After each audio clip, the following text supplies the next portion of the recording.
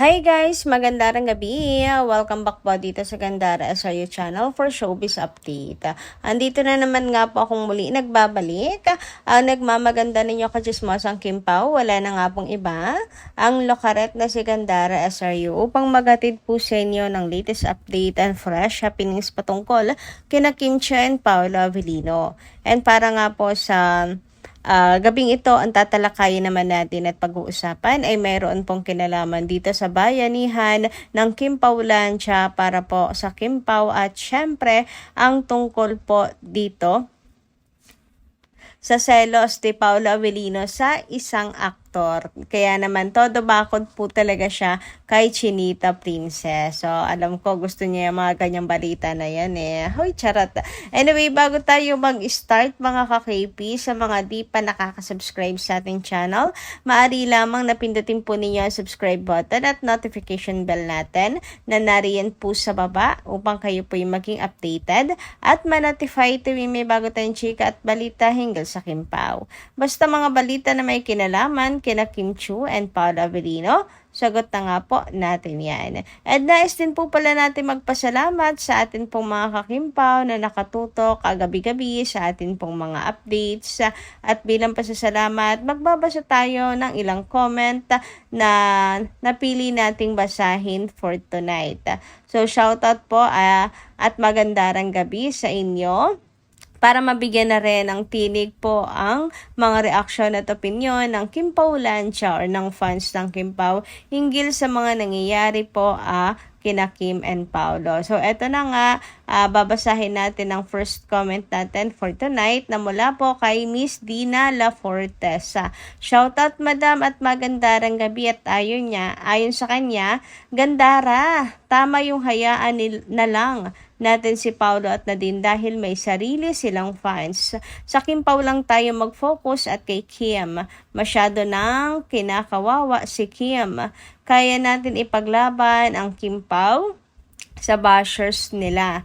Pero yung ipaglaban natin, Kim Pao, laban sa tandem ni Paolo at Nadine ay komplikado. Parehong involved si Paolo at masasaktan na Kim Pao fans dahil focus si Paolo sa project nila ni Nadine. Nakasama sa kontrata yung ipromote ni Paolo project nila ni Nadine. Bakit natin susuportahan Paolo at Nadine project kung malinaw na kalaban ito ng Kim Pao kahit ito ay dati ng project nila? Ngayon pa lang na pictures pa lang ni Paolo at Nadine, ang nakikita ay nagkakagulo na ang marami at nasasaktan. Walang magtatanggol sa atin na isang Paolo dahil abala sa project nila ni Nadine. Kim Pao fans, sana unawain nyo sinasabi ko. Bashers, tingnan nyo sa akin. Bashers, tingin nyo sa akin na binabash ko si Paolo. Hindi ko nilalait si Paolo, sinasabi ko lang ang sitwasyon ng Kim Pao ngayon. Focus tayo sa Kim Pao, hindi yung Paolo Nadine. Naghirap na tayo sa pagsuporta sa Kim Pao. Bakit kailangan magkagulo tayo mga Kim Pao fans dahil lang sa Paolo Nadine?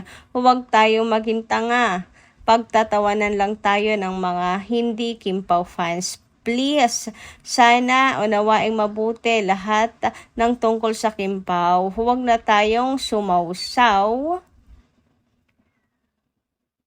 sa proyekto ni Nadine at Paolo. May sariling fan si Paolo na hindi gusto si Kim. Nasasaktan si Kim, hindi lang natin nakikita dahil sanay nang masaktan si Kim.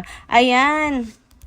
Thank you so much, Ma'am Dina La Fortesa, sa inyong comment. At hindi ko nakikita na basher kayo ng Kim Pao o sinisiraan nyo si Paolo Avellino dito sa comment nyo. Huwag kayong mag-alala. Kasi ang interpretasyon ko dito sa comment ninyo ay pinapaalala nyo lang ang sitwasyon at ipit si Paolo sa sitwasyon. Ipit na ipit si Paolo Avellino kasi syempre parehas po siyang involved, Kim Pao at Paolo Nadine. So hindi maaring hindi po mag-promote si Paolo ng project nila together ni Nadine. Meron pong promotion at magkakasama pa rin po sila kahit tapos na yung taping nila. Kasi imposible na hindi po sila magkasama pag magpo-promote, di ba? kumbaga ipit si Paula Avellino sa fandom. Kaya, kumbaga ilabas na lang po natin ang atin pong mga sarili sa Paolo Nadine. Kaya na po yan ng mga solo fans nila. Ayan. Solid Paolo and solid Nadine or Nadine stand.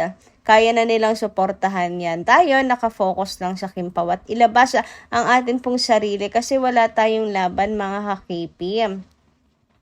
Paanong walang laban? Actually, kaya nating ipaglaban si Kim and Paolo.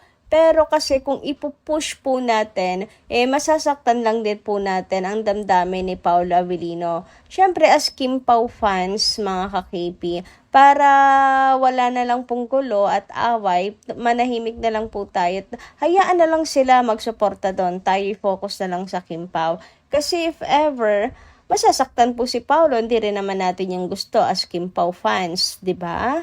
Siyempre, hindi naman, pag sinabing Kim Pao, hindi lang naman Kim yon. Kasama si Pao doon sa mahal natin. Parehas natin silang mahal. Kaya, kapag nakisali pa tayo, ayan, magkakagulo lang talaga, masasaktan natin si Pao, etc. Ganto, ganyan. Marami. Kaya naman, mas maganda kung nakafocus na lang tayo sa Kim Pao. Yan ang nais iparating ni Ma'am Dina La Forteza sa kanyang komento. Ilabas na po natin ang ating mga sarili sa Paolo Nadine Project. Anyway, dumako naman tayo sa next commenter natin na si Yeyep. Maganda ng gabi, Yeyep. Feeling ko, love team lang talaga sila Kim and Pao. Kasi sa interview nila, they were asked kung anong ginawa nila sa Valentine's Day. Sabi ni Pao na sa bahay lang siya, then si Kim sabi nanonood lang ng K-drama. Paano po? Nag-ano na kasi, advance celebration na ang Kim Pao. Nag-advance na po sila ng pagse-celebrate. Huli rin naman po sila. Well, una nating isoko na yon based po sa hairstyle ni Kim. No, nag-post po siya ng pictures with flowers. Parang nung 13 pa nga po kuha. Tapos, biglang sa interview nila Kim and Paolo, tugma na sinabi nga ni Kim day before, yung out po nila o yung date nilang dalawa. Pero, wag kayong mag-alala. Sabi naman ni Paolo, utang muna, di ba? So, yung next kwento ay sa Kim Pao's World Tour na lang. April na po ngayon, malapit na mga ka-KP. Makakwento rin po ang tungkol sa Valentine's date na yan ng Kim Pao. Anyway, dumako naman tayo ngayon sa comment po ni Miss Adelaida Magin. Shoutout po Ma'am Adelaida. Ang sabi niya, okay lang yan. Trabaho lang. No romantic feelings na. May boyfriend na si Nadine. Kung meant to be, sila pa rin in the end. Ayan, tadhana na lang talaga ang atin pong kakapitan na naman dumaan na pagsubok kina Kim and Paolo ngayon kung sila at the end. Tayo po ay kakapit na lang talaga at maniniwala po sa destiny na ang Kim Pao ay pinagtagpo at tinadhana. Diba? Ayan, patatagan na lang talaga to mga ka-KP. Bitaw na, gustong bumitaw, bahala kayo sa buhay nyo. Basta kami, dito, matatag, kumakapit pa rin kina Kim and Paolo. At never batitinag. Anyway, dumako naman tayo ngayon dito sa The Alibay, mga ka-Kim Pao, na bayanihan na nga ang mga Kim Paolandia dahil po sa ginawa pong pagbabago ng time slot nito. So, ngayon pa lang po, nagbabayanihan ng mga KP, lalo pat bumababa nga po ang ads count ng The Alibay. Pero ganun pa man, mas mataas pa rin po ang bilang natin compare po sa kalaban nitong network. So, ito nga po ang update ng DRPS ad listing noong April 1. Okay, ito pa ang total TV ads ng The Alibay. Ang The Alibay po ay nakakuha ng 44 sa Kapamilya Channel, 37 sa A2Z, and 37 din po sa All TV 2. Samantalang kahit yung 44 na nasa Kapamilya Channel mga ka-KP, ang account natin, napakalayo po dito. Wala pa po sa kalahati ang nakuha ng Sangre na number 1 daw sa ratings. 15 lang po kasi ang nakuha nilang TV ads count. Ang unti, di ba? Ang Totoy Bato naman 39. Mas mataas pa sa TV5, biruin nyo yun. Number 1 daw sila, pero kulelat naman sa TV ads. Anyway, dumako naman po tayo ngayon, mga kakimpawlansya, dito po sa kissing scenes sa The Alibay. Alam nyo naman, di ba, nagkaroon po ng scene, kumbaga nagkaroon po ng love story, si Sam, si Kim, tapos mag-asawa naman si Pau at saka si Sofia doon sa kwento or dito sa The Alibay. Pero wala man lang po naganap na kissing scene between nga po kay Walter and Stella. O di ba? Ganyan po nakabakod si Paolo Avellino at talagang pinoprotektahan or baka may pagsiselos kang nagaganap. Charot, hindi naman sa pagsiselos pero minabakuran niya talaga si Chinita Princess. Iniingatan niya kasi syempre, bawal, akin lang yan. Ganun yung dating. Hindi pwede. Akin lang yan. Charot.